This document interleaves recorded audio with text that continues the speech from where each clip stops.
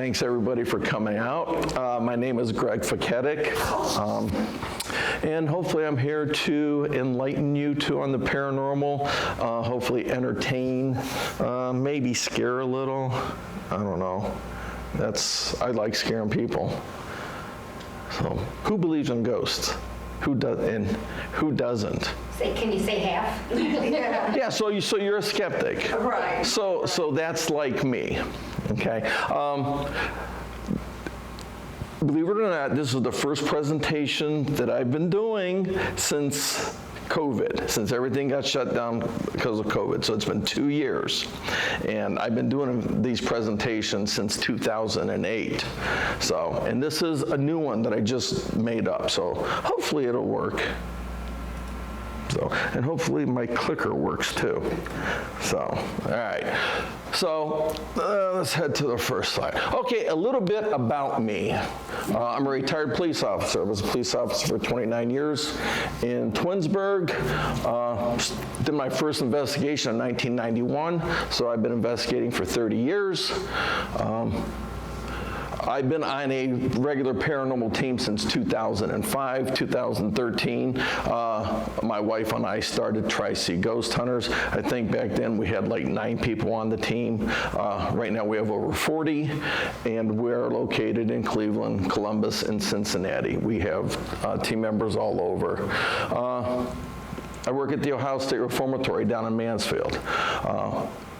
Has anybody been there? Okay. Has anybody seen Shawshank Redemption? Mm-hmm. Okay. All right. The whole movie was filmed in Mansfield and at the Ohio State Reformatory. So if you get the chance, don't go now because the tours you only get half of them because they have their haunted house, unless you want to go down for the haunted house. But you know, it's a regular museum. They have several different types of museums in there, and you can take a guided tour. You can take a self-guided tour. You can even take an inmate tour that's given by a former inmate. So it's really cool. It's really cool. And it's creepy during the daytime too. So I've written 2 books, Insights into the Unknown, A Ghost Hunter's Journey, and Roads into the Unknown, Ghost Hunter's Journey Continues. Right now, I am the lead paranormal investigator at the Ohio State Reformatory. I've been doing that since 2017. In fact, I was there last night filming for a show called Newsy. It's supposed to be aired the week of Halloween. So I've never even heard of Newsy before. Has anybody heard of Newsy? It's supposed to be like a 24-hour news channel. So they just up and start. It's supposed to be like CNN, stuff like that. So they're supposed to be doing a series on like some of the most haunted places in America, and they were there last night and they didn't like it, and they were kind of nervous. So yeah, let's see. Been on over 250 investigations, Canada, Scotland, United States. So this is pretty much my full-time job. My wife, too, she's the paranormal program assistant at the Ohio State Reformatory. Plus she has a full-time job. She has a soap business. She has a Reiki business. She can't wait to retire. So moving on, let's see what else I have. Those are the 2 books that I've written. The first one was 2015.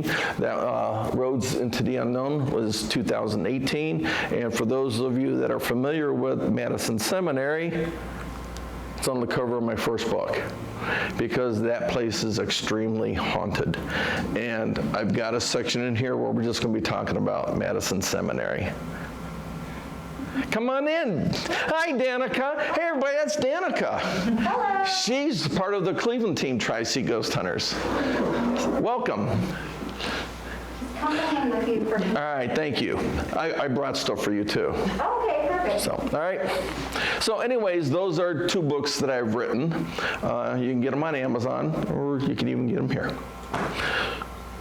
And this is what my presentation is based off of. My 2 books. So let's see what we have next. Oh, yes, I've also been on TV. Let's see, I've been on Destination Fear. Any of you guys ever seen any of these programs? Mm-hmm. Okay. Destination Fair, they're all on Discovery. Haunted Hospital, they actually flew me up to Toronto to film that one. Portals to Hell. Anybody seen Portals to Hell? No. Okay. You see that guy right there? Yeah, he's got a real famous dad. Ozzy Osbourne. Yeah, Jack Osbourne's not anything like Ozzy. Nothing. And then there's just some other things. Been on a lot of YouTube channels too.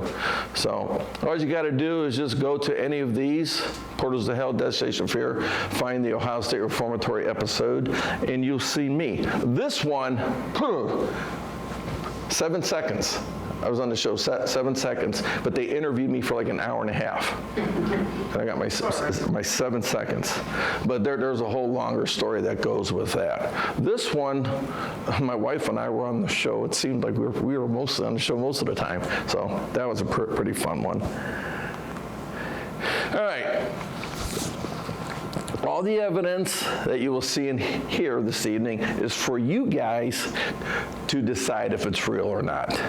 All I'm going to tell you is that nothing is faked in all this kind. Everything I'm going to show you, photographs, audio, video, none of it's faked. I don't do that. Now, I've been investigating for 30 years, and most of the time you don't get anything. Sometimes you get really crazy stuff. So just approach it with an open mind, okay? Just know that do not fake any of this stuff. All right, but before we proceed, a little bit about terminology so you know what I'm talking about. Paranormal, anything beyond the normal. If it can't be explained, it's paranormal. UFOs, cryptids, Bigfoot, all that stuff's paranormal because it's still unknown and cannot be explained. Haunting, a repeated manifestation of unexplained phenomena that occurs at a location. Doesn't mean that it's ghosts or spirits coming back from the other side. It's just that there's stuff's going on that cannot be explained. EVPs, this is the most common type of evidence you receive during an investigation.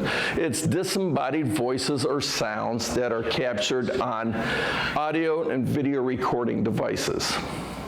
And I've got numerous EVPs for you to listen to tonight, and then you can draw your own conclusions on what it is.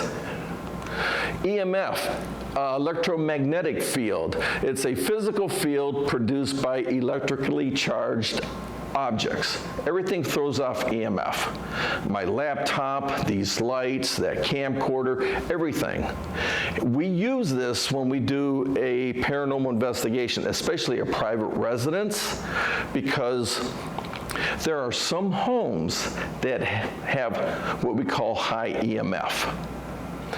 And if there's a home that has high EMF, it can mess with your brain. It can cause nausea, it can cause hallucinations, it could cause you to feel things, and there's been numerous cases where we've gone into a home and there's been high EMF there, and we're like, get rid of that clock, move that fan, and that'll take care of all your problems. So that's why it's important to know about EMF. But sometimes when you're in an area where there is no EMF, because we always do sweeps at the beginning to measure the EMF in a location. So let's say I'm in this room, I do an EMF sweep, there's 0 milligauss EMF. I put my EMF detector in the middle of the floor, start asking questions, all of a sudden it starts going crazy. It's a possibility that there can be some paranormal stuff going on then.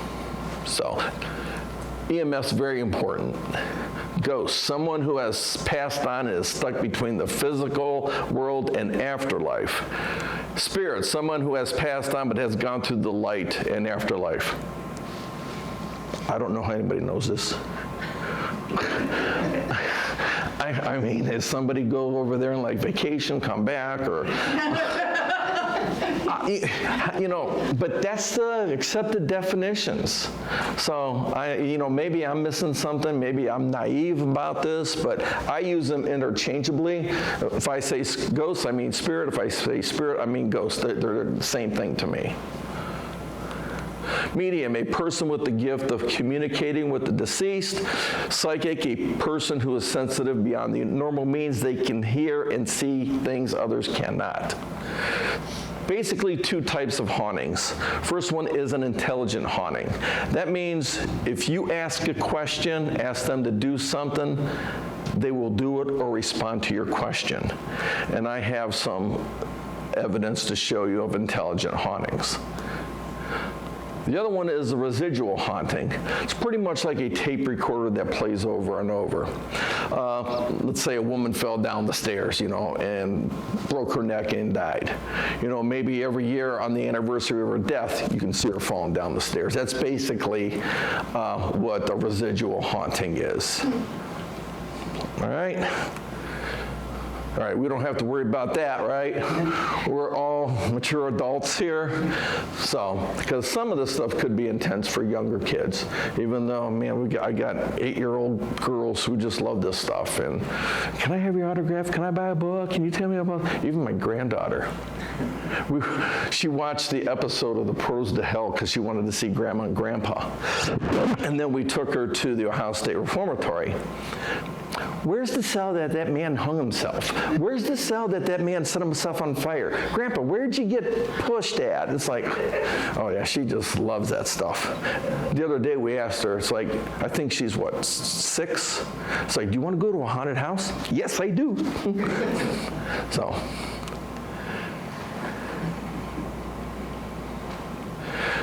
Do not always believe what you see or hear. Okay, very important. Not everything's paranormal.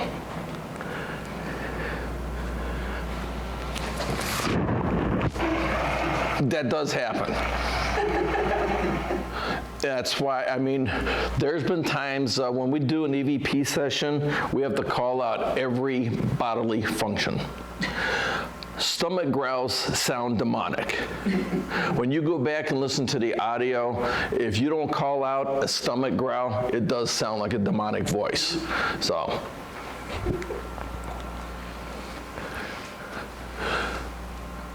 All right, signal tree.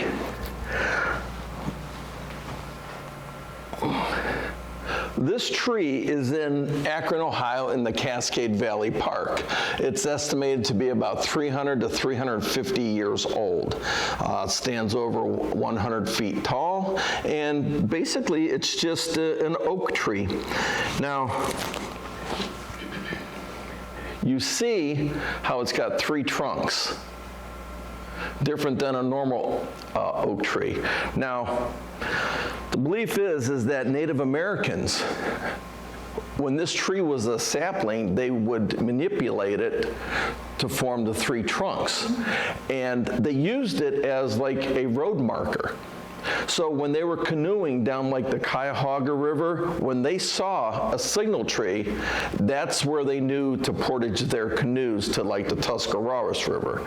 So, and there's signal trees all over, and it's just road markers for the early Native Americans.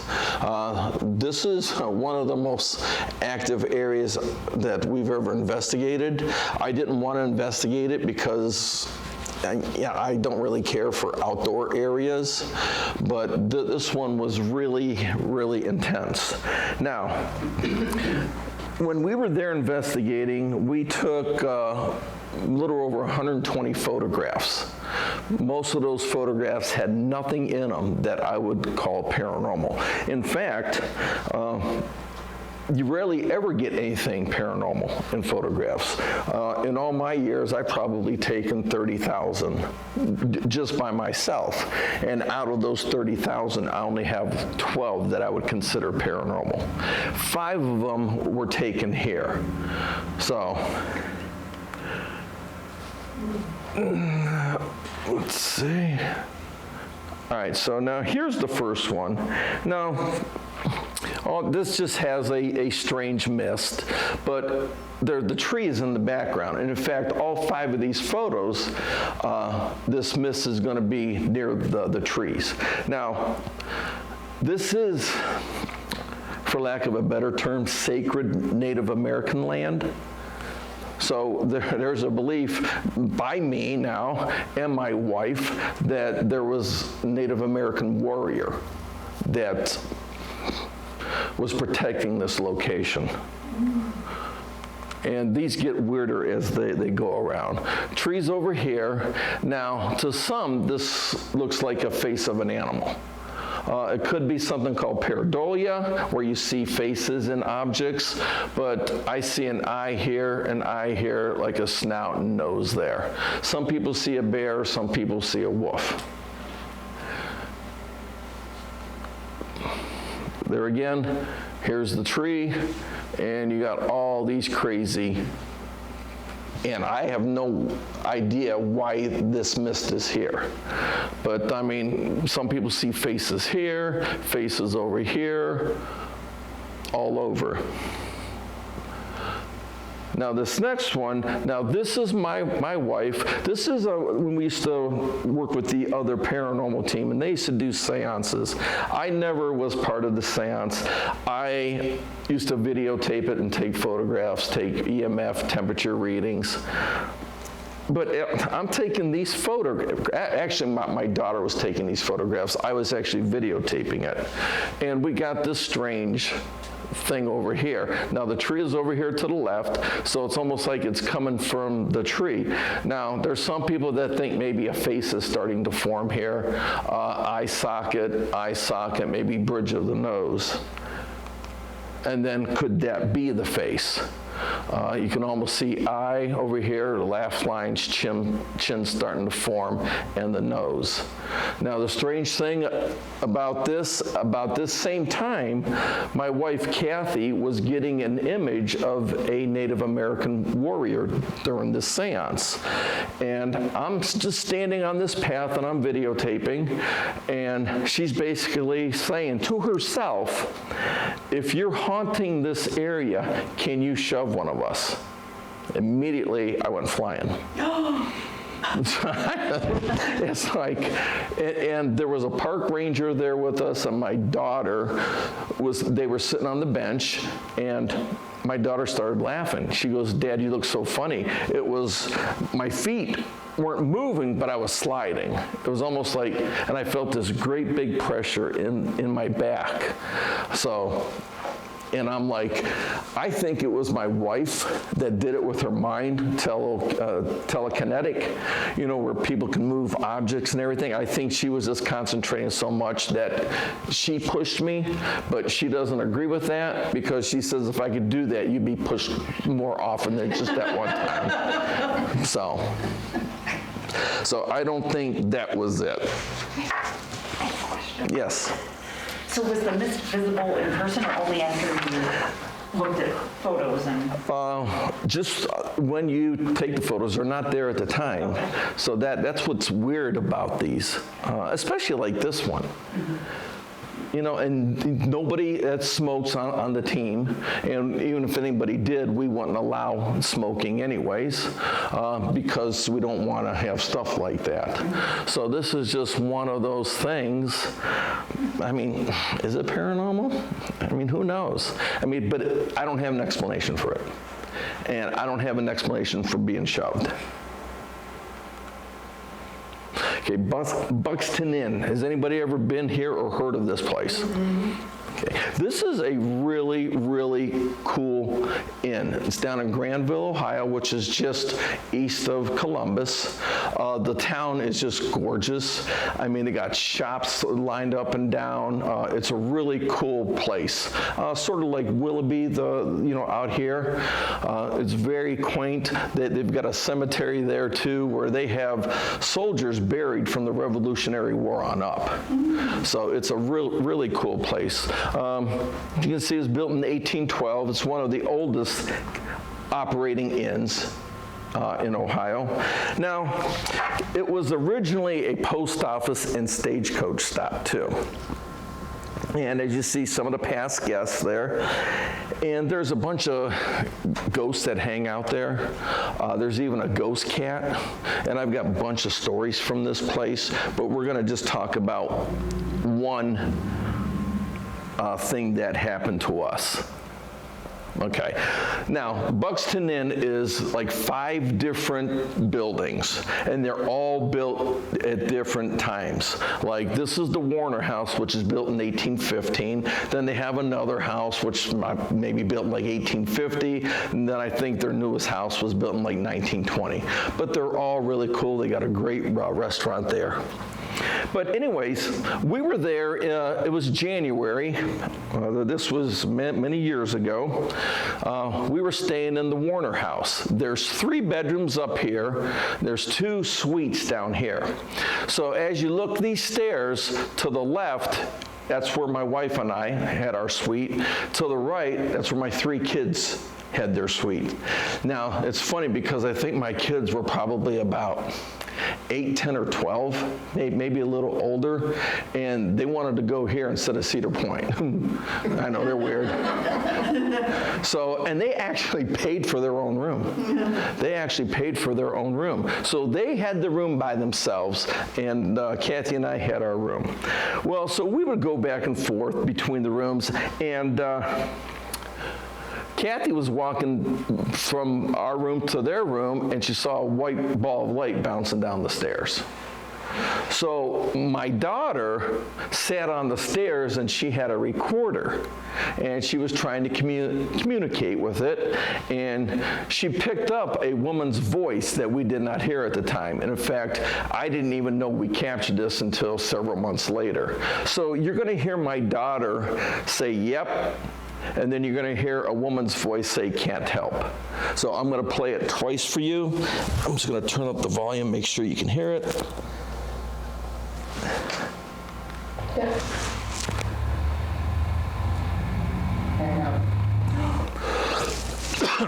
All right, that's not her younger brother, that's not her younger sister, that's not me, that's not my wife, and we were the only ones in the building.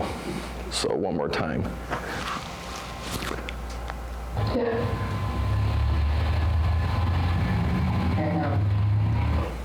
So we have no idea whose voice that is.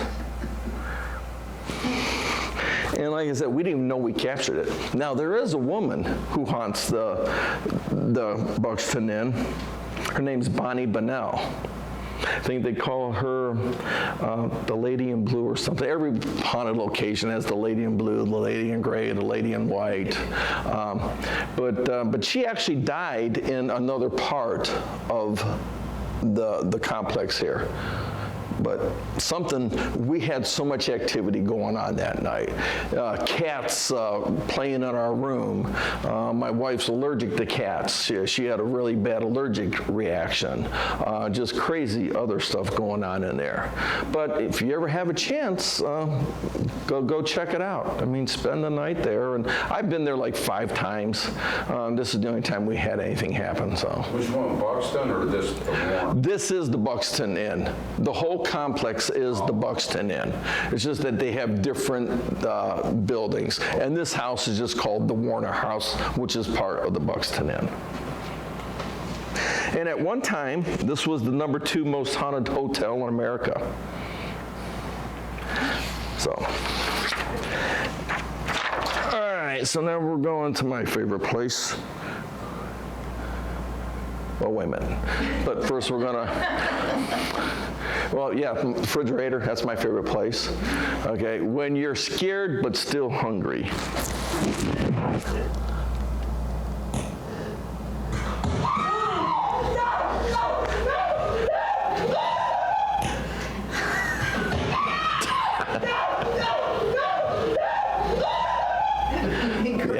Yeah, I mean, he was getting all his food. He's going, let's see, not my favorite place yet. So now I decided to put this in here because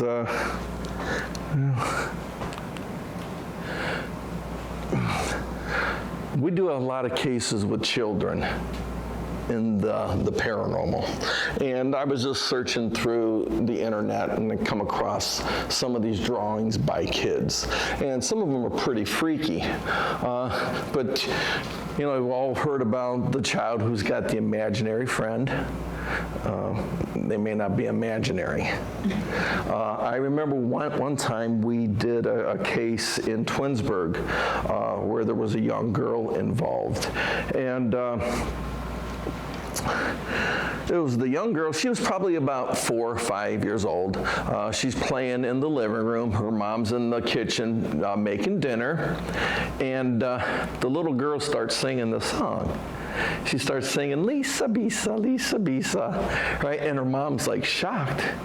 And she's like, where did you hear that from? From that man standing over there. Oh, jeez. And her mother's like, what man? And she's like, oh, he's gone. Well, her father used to call her Lisa Bisa, used to call the mother Lisa Bisa. So they think that it was her father that was haunting the house there, because we actually investigated, because they had crazy stuff going on. So sometimes kids are a little bit freaky. So these are just some photos. I mean, not photos, drawings that kids have done. The taking boy, I imagine that's the talking boy.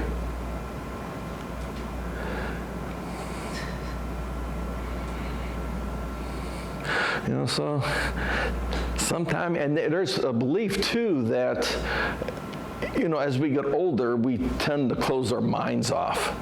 And where, you know, kids, they're still open to everything. So that's why we get a lot of cases with kids.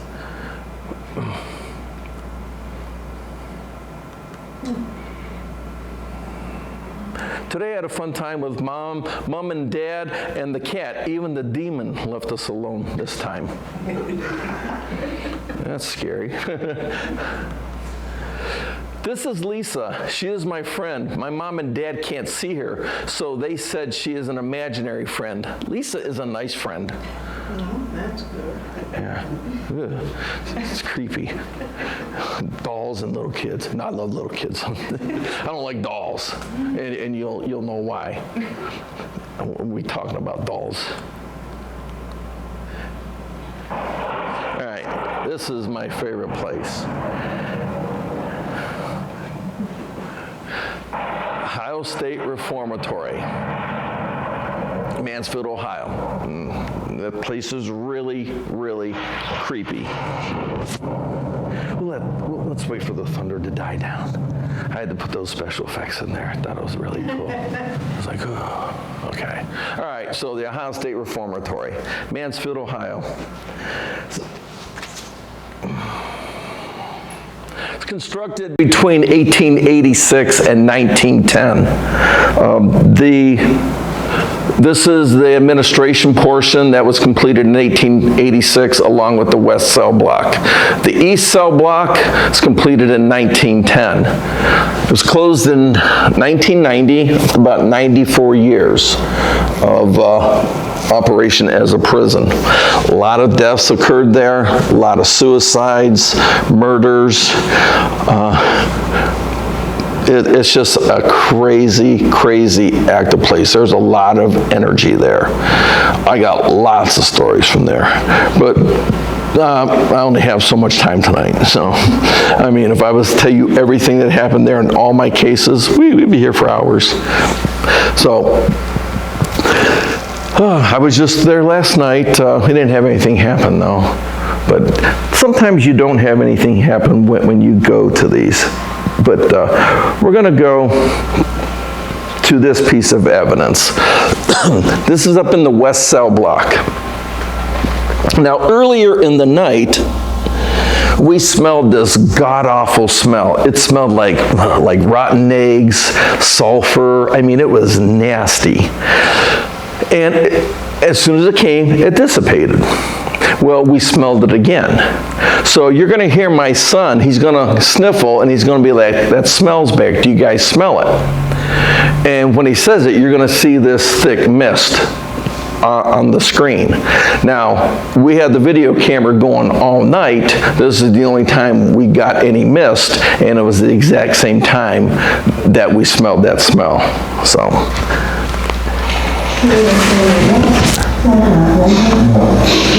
That smells back.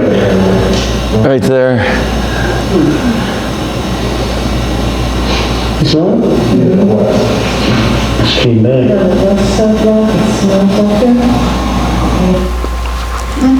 So we didn't see that at the time. That's the west cell block. And I forget which tier we were on. It's probably like the third or the fourth tier that we were on. And somebody was talking about Lil Wayne. That's a cell right there. Lil Wayne is a rap artist who filmed a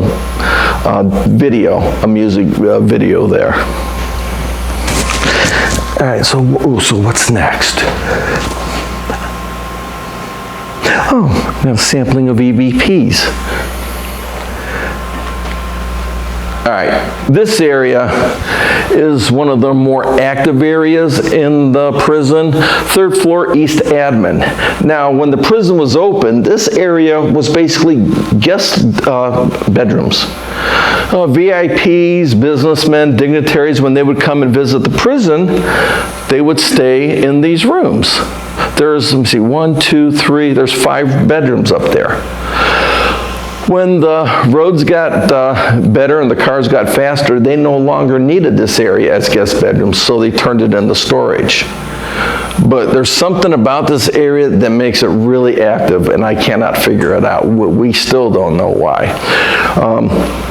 But anyways, we were there investigating one night. Our team is the resident paranormal team there. So every January we have training for new members. So this past January, we were doing training, and there was another investigator. His name was Greg also. Greg and I were sitting on the stage. So where this photo was taken from, that's the stage. So this is the view that we had, except that it was night. So we're sitting on the stage, it's real quiet, we had our audio recorder going, and this is what we captured. So hopefully it's loud enough.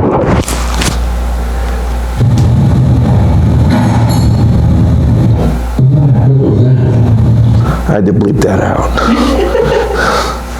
So you guys hear that crash? So here, I'll play it again. I think I'll play it one more time. Yeah, that's what we said. What was that? Except I cussed a little. So, I mean, it did. It scared the living daylights out of us. So, at first, it sounded like light bulbs falling and breaking on the floor right there. But we got up, we searched every room, we searched locked closets, we searched down the hallway, expecting to find something on the floor. We didn't find nothing. But the thing is, it sounds like it came from right there. Now this audio doesn't do it justice. It was loud. So we have no idea what that is. Now when I let my wife listen to it, she says she thought it sounded like chains falling. Yeah. But here's the thing, too. This is administration. We're not in the prison. So now there would have been inmates up here because there is a stage here, and there is a possibility that trustees, the good inmates, could have come up and entertained the guests, you know, singing, dancing. But that was, you know, way back when it was first constructed, it was an intermediate prison for first-time young nonviolent offenders. So, you know, when it's slowly turned into maximum security, they wouldn't have nobody up there. So I have no idea what the chains are. What about keys? Yeah, it could be keys, but they sounded too heavy. Okay. It sounded real heavy. But it scared the living daylights out of us. I've been scared there a couple of times. All right, let's see what's next. Oh. Now this one's a real cool one. So obviously this is the library. Prior to this area being the library, it was part of the second hospital that was there. So this area would have housed the inmates' beds. So if they got ill or were dying, this is where they would be at. So this evening, right here, there were two investigators standing right over here. They had an audio recorder going. There was an old phone book up there. You're going to hear one of the investigators look at the phone book, and she says, "What is this?" Another investigator comes over and says, "Looks like an old phone book." See if you can make out what's being said after she says, "What is this?" There's another voice that they did not hear at the time.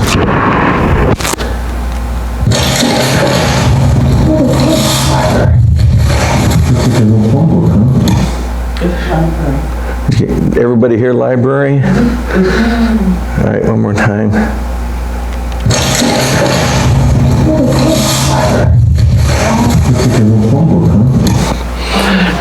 They're in the library. And you don't hear these EVPs at the time. Now there's disembodied voices, and we do hear a lot of those. Disembodied voices are, if you were in this room, you're the only one in this room, all of a sudden you heard somebody say, "Hey you." That's a disembodied voice. Those are more terrifying than the EVPs because you don't hear the EVPs.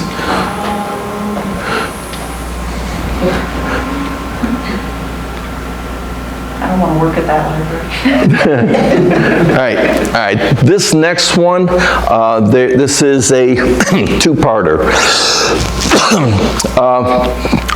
We were investigating, doing a private investigation at the Reformatory, and the majority of the team had left. I think there were about 30 of us, and the majority left, and I think there may only been 4 investigators left. And one of the investigators asked another investigator what happened to the rest of our group. So this is what he says. Play that first. Okay, so that's his question that he's asking another investigator. Well, they got a response from somebody else that they did not hear. Now, see if you can make out what's being said. I'll play this twice, try to figure out the first time, and then when I tell you what I think it said, I think you'll agree. Okay, you ready?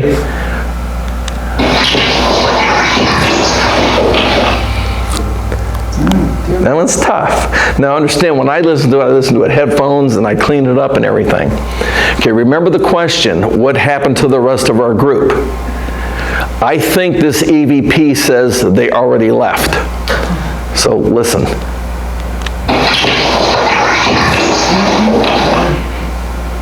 Wow. Yeah. Well, they're not stupid, are they? And you know what? Most of the spirits that we have there are friendly. They want to be helpful. That was a female voice, didn't it? No, that was a male. Oh. Yeah. It sounded like a woman. Yeah. No, all these voices are male voices. I think I have one where it's a woman's voice. But you got this was a man's prison. There would have been no females in the actual prison itself. Now there were female guards like in the 60s and 70s, but they would have just been on the wall in the back. And up in administration, they had female workers up there, but none would have been in the prison area. So now I'm going to play another clip for you. I don't have to explain this one, I'm just going to play it. I'll play it twice. So just listen.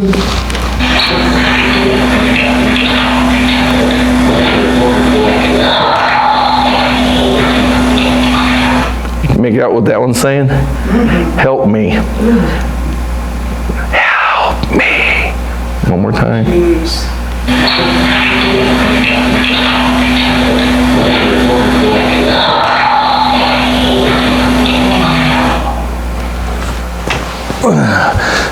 Creepy, huh? Wow. All right. Now, the chair room. Danica, have you been in the chair room? I have not. Ooh, can't wait. I can't. I'm excited. All right, this is a room that's up on the 3rd floor in the middle of the administration portion of the building. That's pretty much the room. We don't know what that room was used for. We do know that in the 80s, guards would store their uniforms, but prior to that, we have no idea. Some people think that maybe it was still used for storage. Others think that maybe guards could rent out this room to sleep, because guards could rent out rooms in this area. But then there's other people that think maybe not so nice things happened. But we are still in administration. We're not in the prison. And there's one thing that sets this room off from all the others. There's no windows.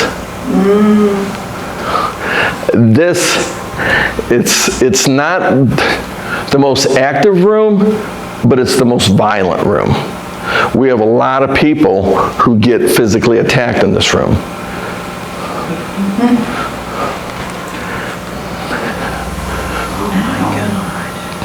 That's what has happened to people in that room. I was here when that one happened. I actually took that photo. I took that one. That was a 13-year-old girl doing a ghost walk, which is a 2-hour guided tour at night. She had that happen. That one was the last private hunt before everything got shut down because of the pandemic.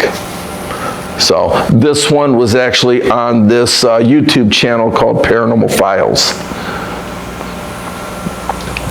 So that's one of the areas where, you know, I always tell people, don't provoke, don't challenge, be nice to them. It doesn't matter here. For some reason, people are getting attacked in that room, and we don't have an answer.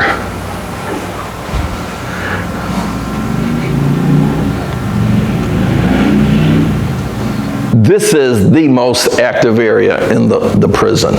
This is called the West Attic. Now, and people are like, why is this the most active? It's an attic. Well, they used to house inmates up there. Back in 1930, there was a major fire at the Ohio Penitentiary in Columbus where some 200 and some inmates perished. It was the deadliest fire in U.S. history, prison fire. They had to find other prisons within the system to put the other inmates while they rebuilt the penitentiary. Some 200 and some came to the Ohio State Reformatory. 1930, it was still an intermediate prison. These inmates that are coming are your murderers, your rapists, your felons, your lifers. They're your worst of the worst. They can't mix them with the population of the first-time young nonviolent offenders. So they put them up here in the attic. Now, this ductwork wasn't there. The only thing that would have been here were cots lined up and down the hall, the walls there. Since there's no cells, guards are not going to be patrolling in there. So they just shut the door down there, and whatever goes on there goes on. Oh, jeez. So those were violent men, so a lot of violent acts occurred up here. I've got tons of stories for up here, but I'm just going to talk about two. And those are just more photos of it. We actually have chairs that are down there. Basically, you sit down there in the dark and wait for the fun to begin. Now, this photo I'm going to show you, this is what happens to people when they're not very nice. This guy was up there provoking, challenging them. He started feeling a burning sensation on his back, and of course, he didn't do that himself. So when they lifted up his shirt, that's what they found. That happened, I think, back in 2017. Now, this next photo, see that? That's a bruise on the back of a knee. Now, this is a friend of mine. He was up there investigating. I was actually on vacation at that time. It was him, his wife, and 2 other investigators. They were in the back of the attic, and they were playing Johnny Cash music to try to get, a reaction, try to get some communication. They had some weird stuff going on, and so they packed up, and as they were walking out, they heard footsteps running up behind them. Brian says he felt a pain, like somebody kicked him in the back of his knee, and he went down. his wife and 2 friends came over to help him up. He says that as they were trying to help him up, it felt like something grabbed his ankle and started pulling him away. So the next morning, this is what he had on the back of his knee. He was not provoking up there. So now, I'm up there all the time, but I'm very, I'm very nice to them. I try to treat them with respect. I don't know, maybe he was doing something else. Maybe somebody else in his group was doing something else to cause that. Maybe they got upset because they quit playing Johnny Cash and then they were leaving. So, yeah, so I don't know.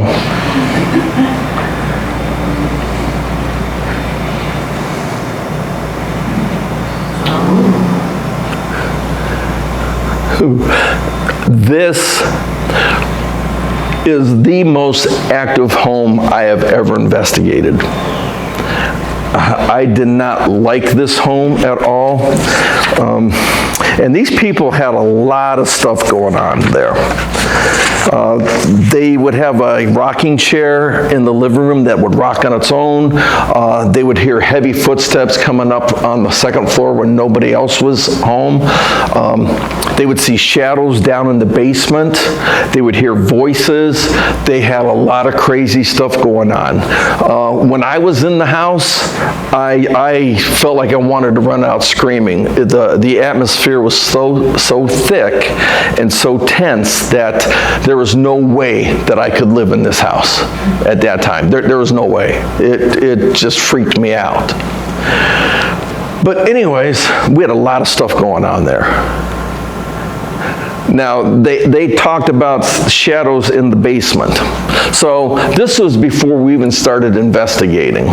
So I'm taking photos of everything, and I take this photo up over here. And I get this really dark shadow here that should not be there. So a nice thing about digital cameras, you can see it right away. It's like, what's that? There's nothing there. So I took another photo. It's gone. What happened to it? So then I'm like, okay, maybe it was my finger. So I put my finger over the lens, and that's not it. I put my finger over the flash, that wasn't it. I tried to recreate it. I could not recreate this densely dark object or whatever it is in that photo. I'm not saying it's paranormal. It shouldn't be there, and I just could not recreate it. But it corresponds to what they were experiencing down in the basement, seeing shadows.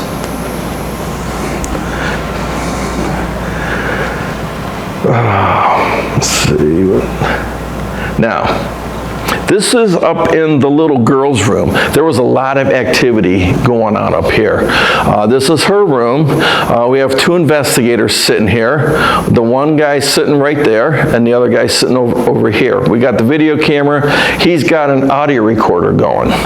So I'm going to play this clip for you. And at 11:06:15, you're going to hear something fall. They're going to turn around. They're going to be like, what was that? Was that you? Can you do it again? At 11:06:33, this investigator gets help from behind. So 15 and 33. That you want to do to show us that you're here with us tonight. Right there, something fell.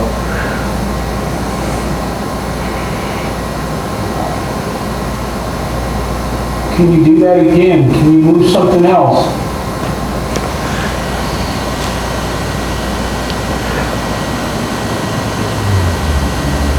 Right there, you got poked.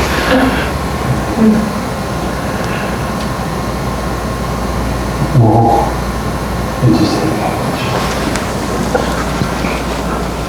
So he says, it just hit me on that shoulder. I'm trying to, hold on, I'm gonna, because the volume on those isn't very high, so I'm trying to, let's see. Oh yeah, there we go.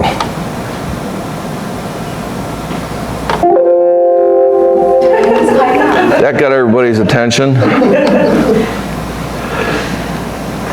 Yeah, it's just that it was playing, so. All right, so.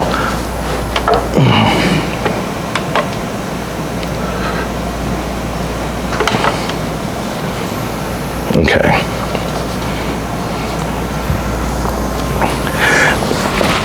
All right, so I can turn that down. Let's see if it's gonna work.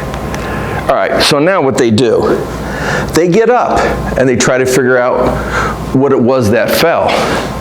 Now this one, listen closely. At 08:38, you're gonna hear an old man say, "How's it going?" Clear as day. All right?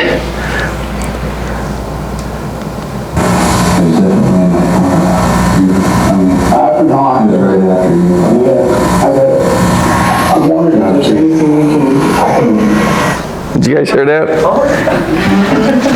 Let's see here. Yep, so I think it plays one more time. I'm gonna play it one more time. How's it going?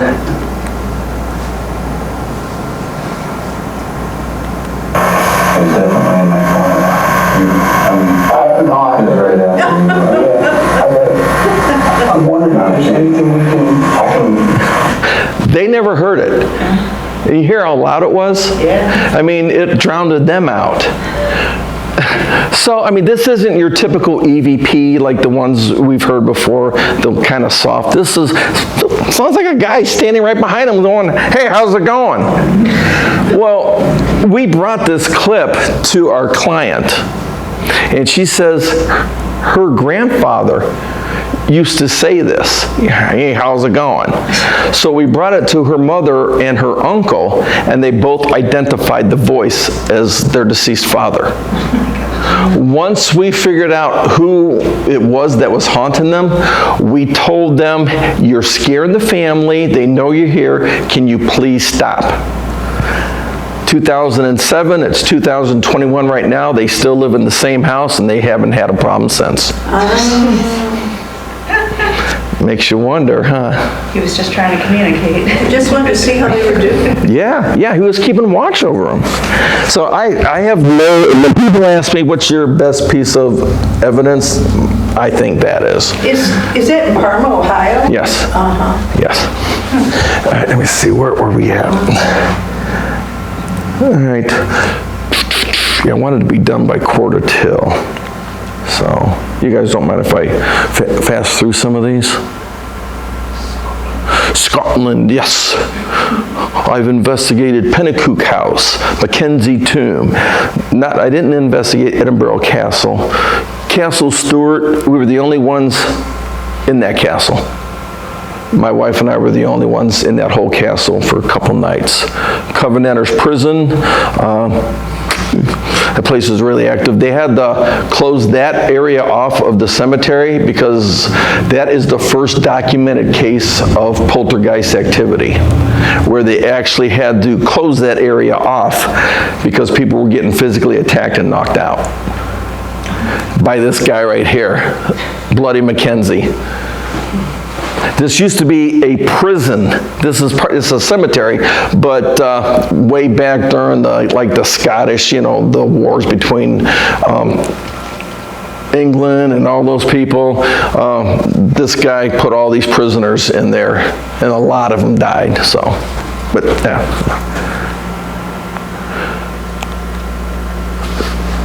Oh, my screen isn't working up here, so I can't see what's going on. Do you guys, can you still? Oh, here we are. I got so many screens up.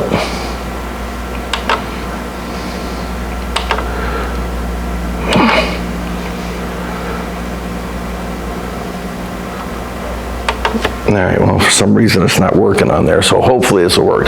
Okay. Yeah, so Dalhousie Castle. Now, we got to investigate this area, this castle. In fact, I just watched something on YouTube the other day. They had like the top 15 most haunted castles in the world. Dalhousie was on the list. So, and we got to stay there. Our room was right up here on the top. Right up there. They have no elevators.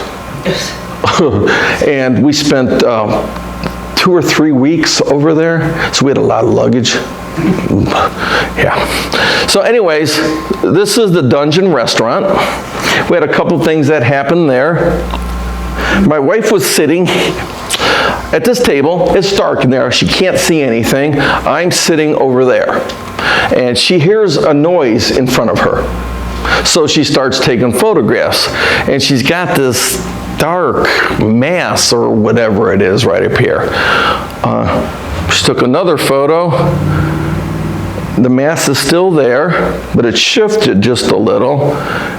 And then she took another photo and it's gone. So I'm not saying it's paranormal, but she heard something in front of her. She started taking photos and started getting those weird anomalies in them, and then it disappeared. Okay, so we did capture an EVP down there. We were investigating down there, and an employee of the castle was leaving to go home, and he didn't know we were there, so we kind of like scared the crap out of him. So you're going to hear us scare him, not on purpose. He just saw people in the dark. And after he leaves, you're going to hear Velcro, and then you're going to hear what sounds like a male voice saying, "Don't go," telling this guy, "Don't leave me with these American tourists." All right?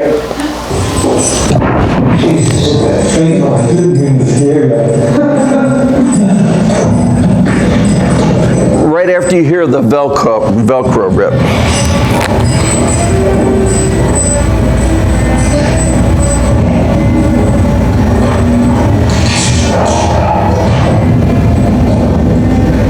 Did you hear the "don't go"? It's "don't go." I think this plays one more time. Yeah, right there.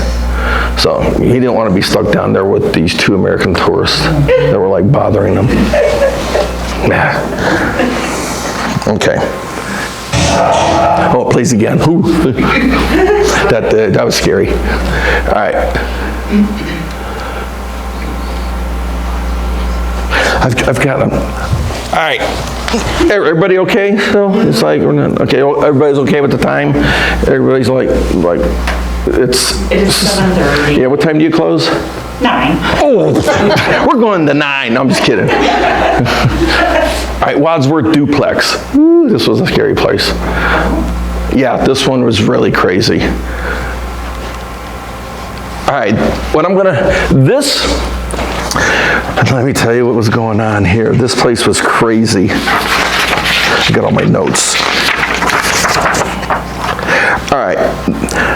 This was a duplex down in Wadsworth that was built in 1960. They had a lot of stuff going on. Knockings were heard coming from the master bedroom. We actually captured those on audio. The little girl, there was a little girl involved. She did not like her room. She would not sleep in her room because she said that there was a lady in there that she called the ladybug that would jump out and scare her. Sort of like those drawings, right? So, and she would talk with somebody who wasn't there, just like an imaginary friend. The doors would open and close on their own. One time the father was laying in his bed in his bedroom and his foot got lifted up and dropped. And the previous owner was discovered deceased in one of these bedrooms. We actually got the police report. I think she committed suicide.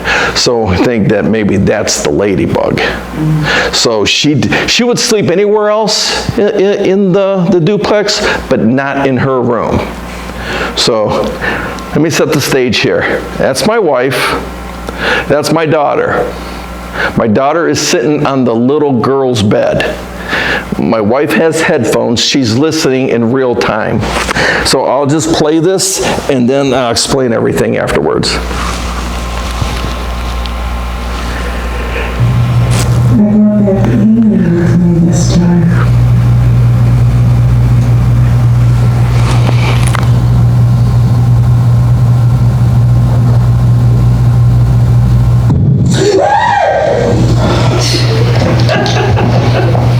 What was that? It was the bed.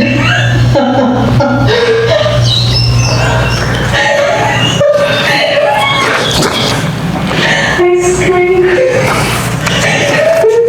What happened? It was like, what happened? I was in the bed, I was in the wall. It This sort of you pulled this way, and then like the bed lifted up, or like it like dropped or something. I don't know. You guys gotta come up here.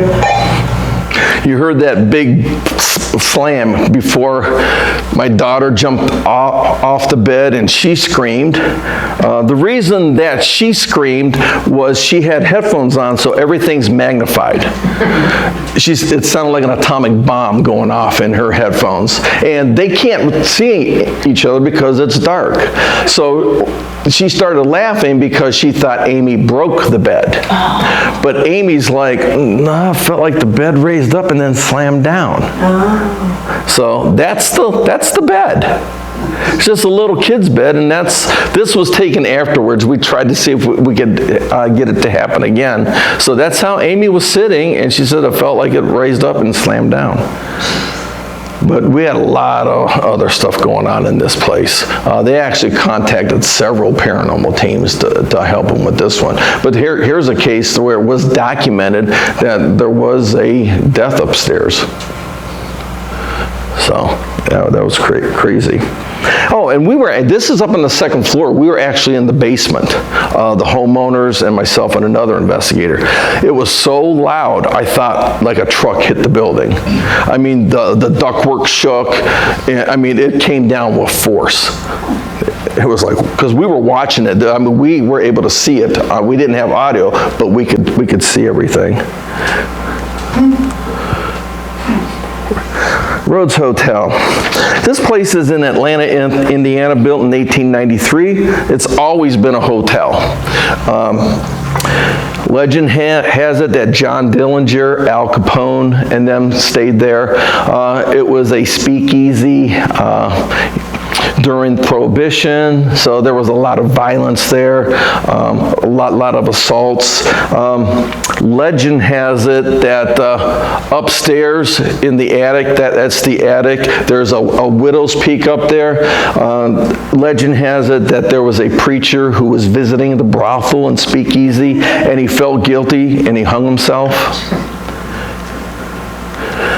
So this is the area where they say he hung himself. So we're up there investigating. All right, that's my wife. There are 3 other investigators alongside of her. So there's 5 of us up there. I've got my hands full. I'm taking photos. I'm doing an audio recorder. And we hear and feel something walking around us, behind us.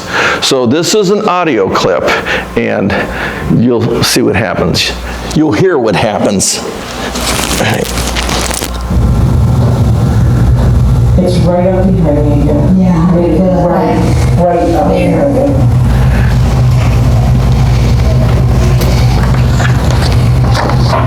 My right side's cold. Sorry. Can you please show us that you're here with us tonight?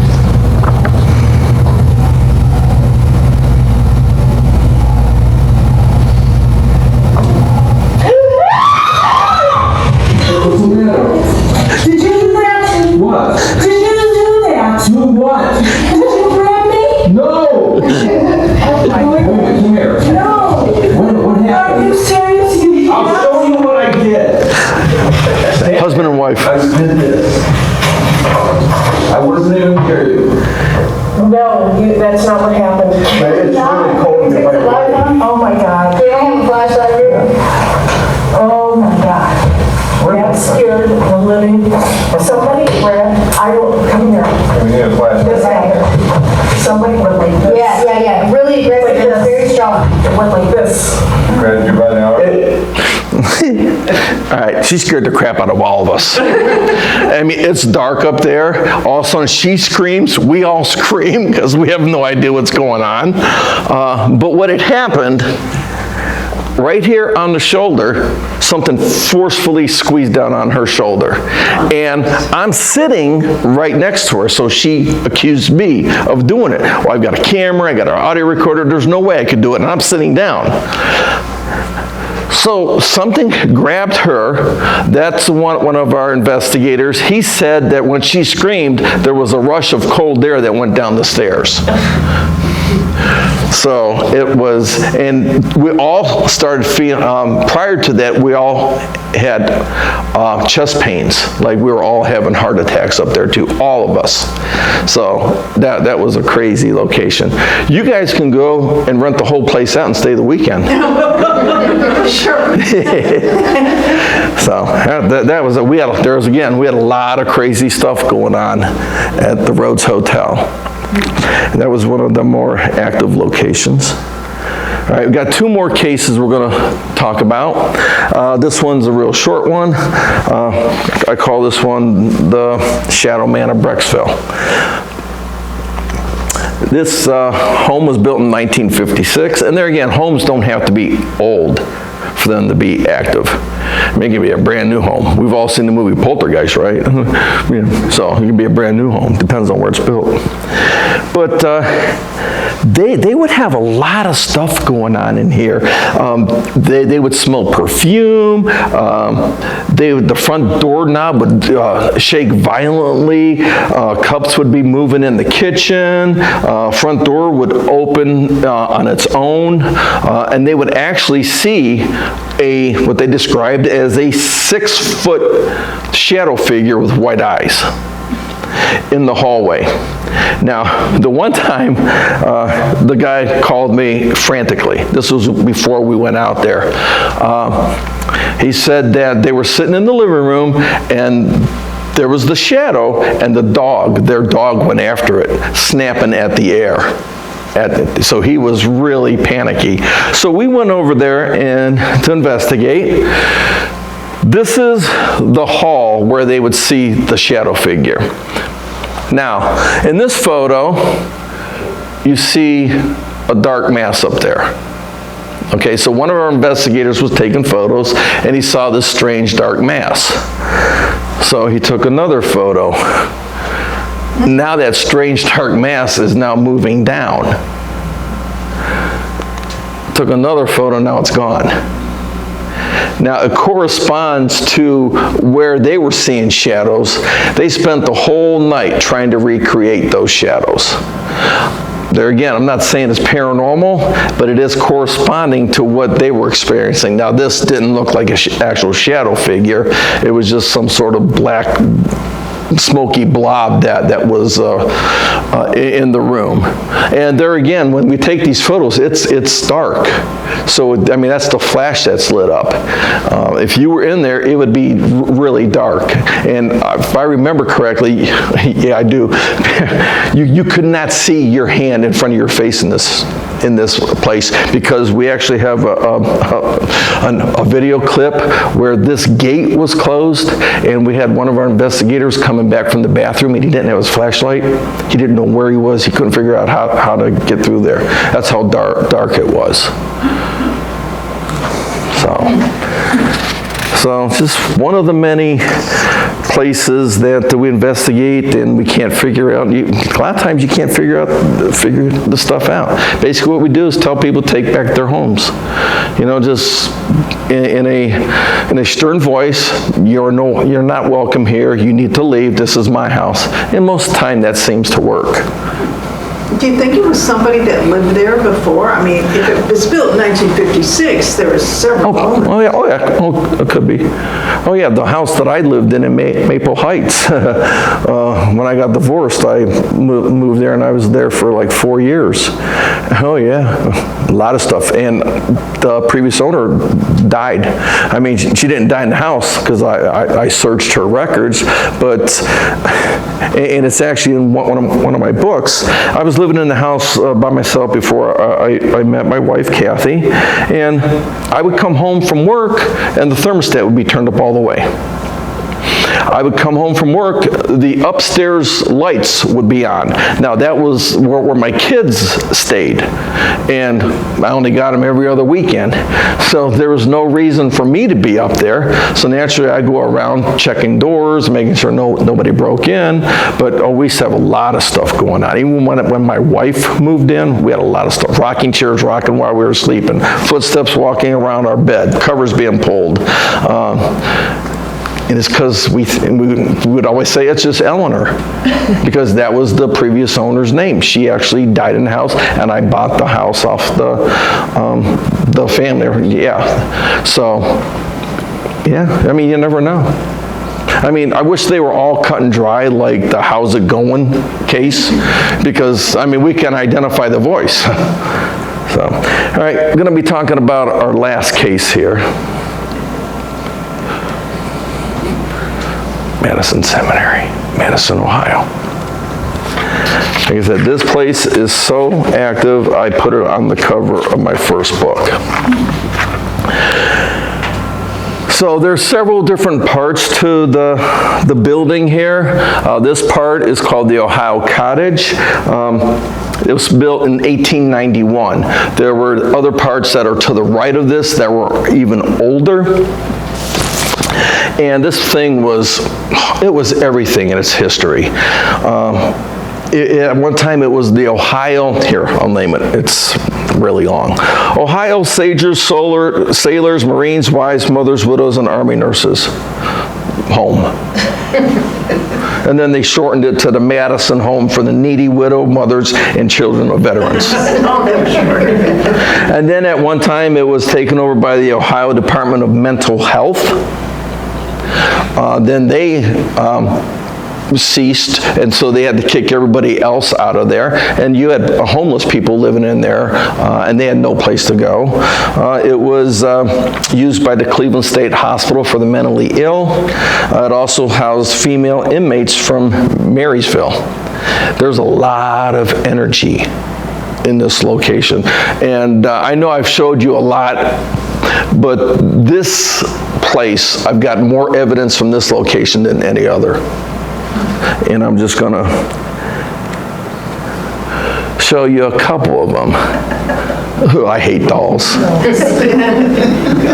right, this, we called this room the doll room. And that's the doll. That's Maddie. And that's her creepy little dog friend. That's Maddie, that's Maddie. So, here, I don't think this is gonna play. Okay, so, let me set the stage here. It's a small room. It's probably, maybe, to like, about the size of this area right here. It's not very big. So, that's Maddie. Maddie was standing over here in the corner, and her little creepy dog friend was at her feet. I don't like that dog. Well, when we went in there, I decided to move him. So I moved Maddie over here, and her head fell off when I moved her. I have to point that out. Her head it's taped on. So when I moved her, it went tumbling. I put it back on though. And then we moved her dog to the middle of the floor. So I'm not going to be able to pause this. Why isn't, hold on. Why isn't this showing up? Because I wanted to stop this, and for some reason I can't get this to show up. All right, well, I'm just going to let it play through.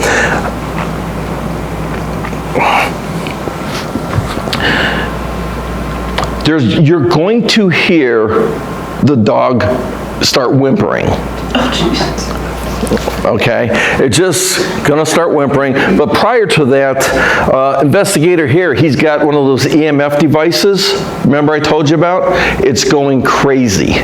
Now there's no electricity in this room, so there's nothing in that room that should be making that go crazy. So, and just before the dog's gonna start yelping, I will point it out. So, you ready? All right, let me know when you're ready, Senator. See, it's going crazy. Mine's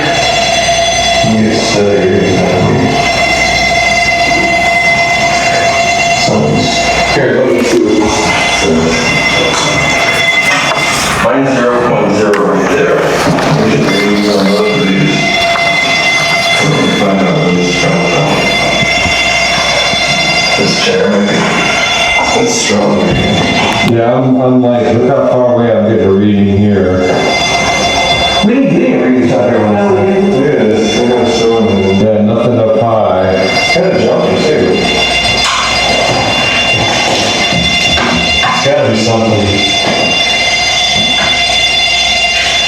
All right, get ready. You hear the dog whimper. Oh, this whole room is good, huh? It's gotta be this line here.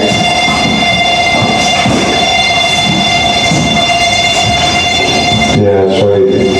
You get down by the outlet. Did you guys hear that? Whole dog. That was a dog. I heard that. Oh, this is the edited version. I got mine on. I didn't hear it. It sounded like a yike. Is that thing yike? Roll it, see if it goes. Yeah, I heard that. I heard it It came too. from the corner of this room. That's where I heard it. I wonder if it was the dog crying. Did you hear that? Yes. Yeah, I heard it too. It was like, on the recorder now. it was like a, This is on. You got it. There's four. It was. Yeah. Oh, it was. Oh my I God. wonder if it was her crying because you took her out. Yeah, you yanked her hair. It's not like a dog. That's what I thought. But it doesn't do anything. It has to make noise. It wasn't moving. We never moved it. No, we never touched the dog. I heard it from over here. Yeah, it sounded like it was coming from the No, dog. I heard it from over here. That scared the crap.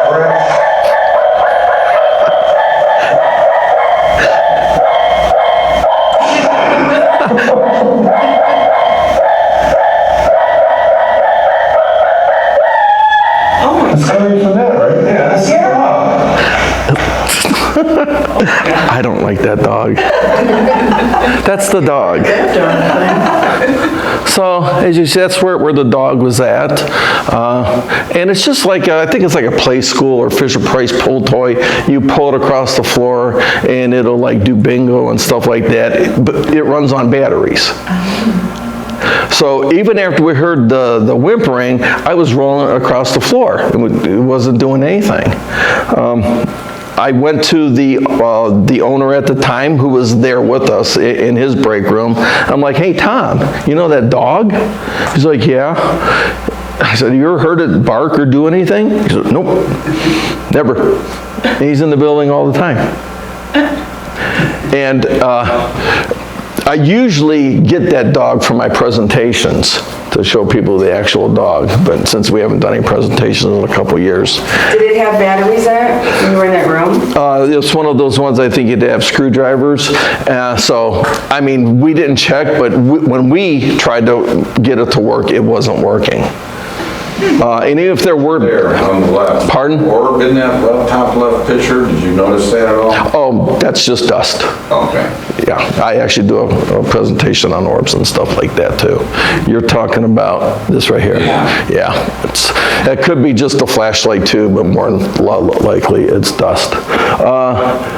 But no, I mean, you got the owner who's never heard it do anything. We're moving it, doesn't do anything. What we're thinking, what was ever causing that high EMF affected that dog somehow, and that's what made that dog do that. It could be a natural explanation, but it scared the crap out of us. Okay. Would have been nice to know if there were even batteries inside of it. Yeah, even if there were, how do you know how old they are, you know? Could have got a jolt from that EMF. No, it wouldn't do batteries. EMF would not. Just, it has to be electrical. All right. So now we are up in what we call the Crazy Nurse Hall. And you know why we call it the Crazy Nurse Hall? Because there was a post-it note up here that said Crazy Nurse Hall. Paranormal teams would write little notes, different areas of what they experienced, and somebody called this the Crazy Nurse Hall. So this was part of the mental health ward. So this is one of our investigators. He's sitting here on the floor. We got another investigator in a room over to the right. I'm down in this room, and my wife Kathy is over in the left room. Now, this is what happens when he sees an apparition standing next to him.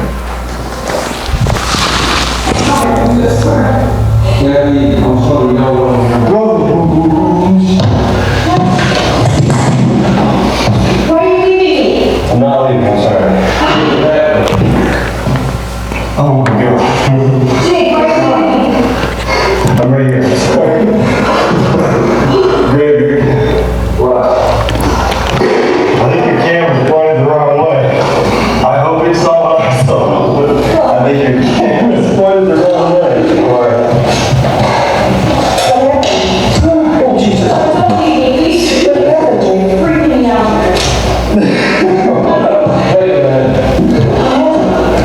It was, I mean, I saw your camera. Everything else back here was like a solid saturate. Just solid. I mean, I would swear to you that, Greg, you were standing right behind the camera and then moved to this way. Awesome. All right, so what had happened, it's Jake telling what happened. That's the camera. He was sitting over here. When he turned and looked, he saw a figure standing here. Because the light, ambient light from the viewfinder from the camera lit this area up, and he saw something standing there. Well, when Jake looked, Jake got up, ran that way. This thing ran this way, and it kind of like freaked Jake out. So what we did, we put that camera in this room here. And at first, the camera kept shutting off. We would put it in there, and Jake's like, your camera shut off. So I'd go back in, start it back up, and then come back out, and he's like, it's shut off again. So I'd go back in. I actually had to stand next to the camera at one point. So we think that whatever Jake saw was getting ready to shut off the camera. So then what we did, we moved the camera back into this room and we left to see if we could get it back. All right, so watch down here at the end of the hall and then tell me what you think it is, and then we'll discuss that.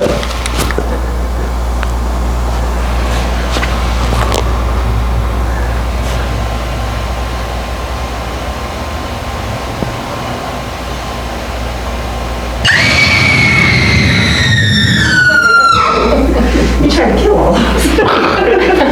Hey, and that's it. That's the end.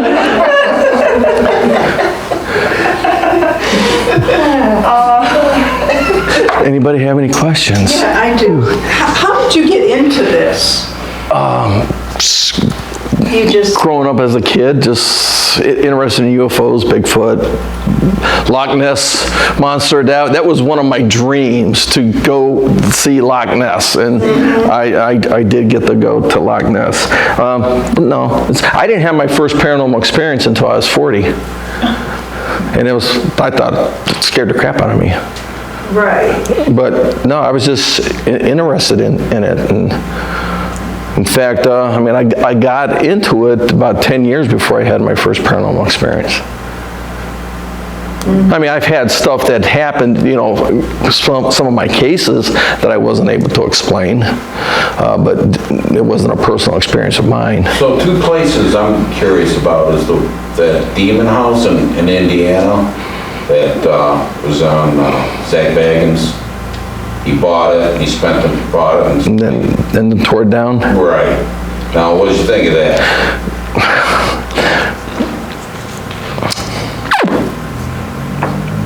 Big show. Yeah. I don't like, knocking other people, but he's more of an entertainer. Yeah. I agree. But if you saw that show, there was... I saw it. Yeah. Now, I've been doing this for 30 years, and you have to understand that TV is TV. It's entertaining, and for the most part, if nothing were to happen, and nobody would be tuning in. Okay. So, the other one's the Amityville House. That's... I've heard that that's a hoax.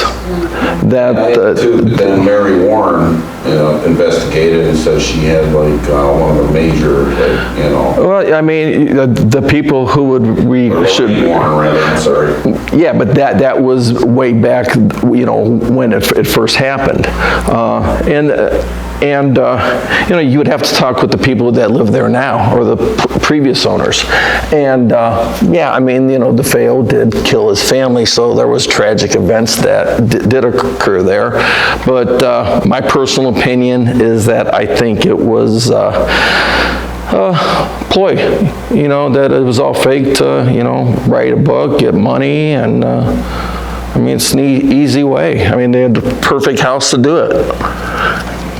I mean, how many people were killed in that house? 5? Yeah. Wow. So it's, and obviously, I mean, you don't hear any stories about, stuff that goes on there now, unlike places like the Conjuring house that are in the news now, but you never hear anything about the Amityville house. I mean, just back when it happened, and then when the movie came out, and every once in a while when another remake comes out about it. So no, I don't think that. It's like I've never come across anything outrageous. And I mean, I've been on like 250 investigations. It's a lot, and I've been all over. Never had anything, what's crazy? I mean, I've been shoved. At the Rhodes Hotel, it felt like I had my throat slashed. That was pretty intense and scary. So yeah, I've had crazy stuff happen. But I mean, my wife and I watch a lot of these YouTube videos, with all these paranormal activity. That's crazy stuff being thrown, doors slamming, open, and right there with the cameraman's got a great eye. And I'm thinking, why do you have a camera to begin with? How come all this? There's that guy, they sit there and they watch his stuff and they kind of like laugh at it. There's like 2 of them. Usually it's a girl next to him. They review those tapes. It's YouTube. Like you said, the 12 most scariest thing. Right. And then you sit down, they analyze it. Right. Yeah. And most of the stuff that I've found, a lot of it's faked. So you have to be very careful, especially photographs. I mean, photographs right now are so easy to fake, even videos. So, and that's what my wife and I do. We watch some of these videos. Could that be fake? Is that fake? Could that be real? And it's all entertainment. If, it's like everybody would have crazy experiences. And we do investigations all the time, and most times nothing happens. And we've been to locations where people say there's demons here, and I guarantee that you will believe it when you come here, that they have stuff going on all the time. And we go there and nothing. There's nothing. So yeah, we have people practically guarantee it. Yeah, you come here and I'll prove it, and you'll see it. It happens every day. Oh, every day? What didn't happen today? That Madison place, they said that I was watching a thing on TV with me. So they see doppelgangers there. Did you have any of that at all? I've never experienced a doppelganger. We have a lot of those at the Dalhousie State Reformatory. We have a lot of people who will see doppelgangers. And everybody know what a doppelganger is? That's basically, you see somebody in one area, but it's not really them. It's like their twin. And then go over here, and there they are again. Well, I just saw you down there. No, I've been here the whole time. So doppelganger is basically somebody's twin. That I don't know how to explain it. I don't know how anybody explains it, but it happens. And I do know it's happened several times down there.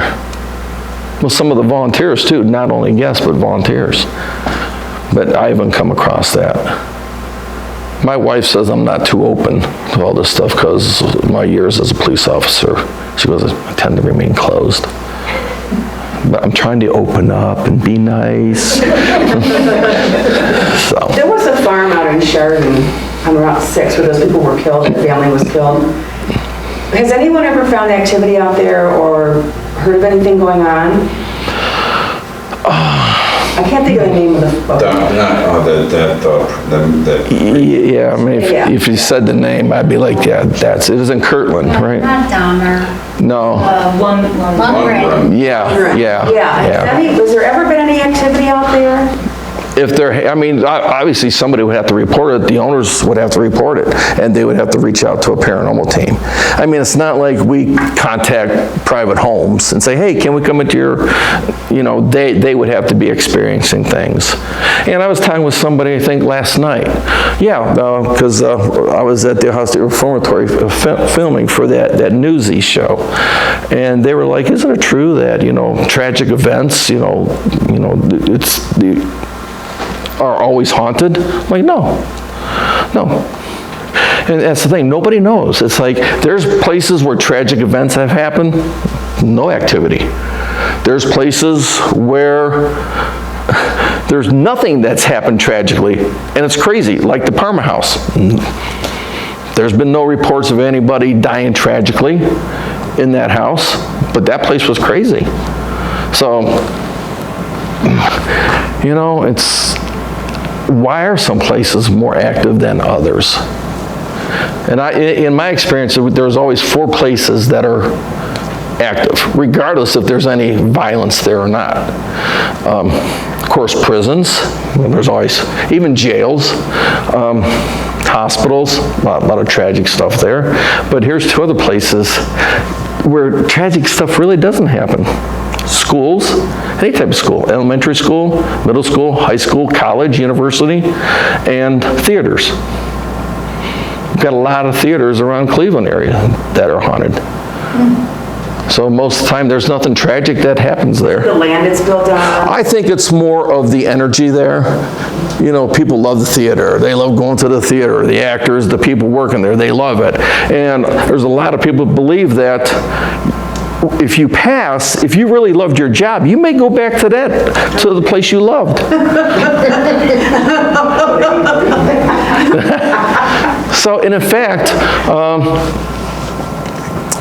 I used to run a hospital in Lorraine called St. Joseph Hospital. It's torn down now, but it was an abandoned hospital, and it was really active. But it seems the spirits that we encountered there were like nurses or doctors or something like that. You rarely come across, you know, a patient who died there. Why would a patient go back and haunt a hospital, you know, where they had no fond memories there? So I do tend to believe that for the most part, people go back to what they liked in life. So, any other questions? Well, I hope you guys enjoyed the presentation. First one in 2 years, so hopefully we'll get back to normal. Yes. Thank you so much for coming. Thank you for having me.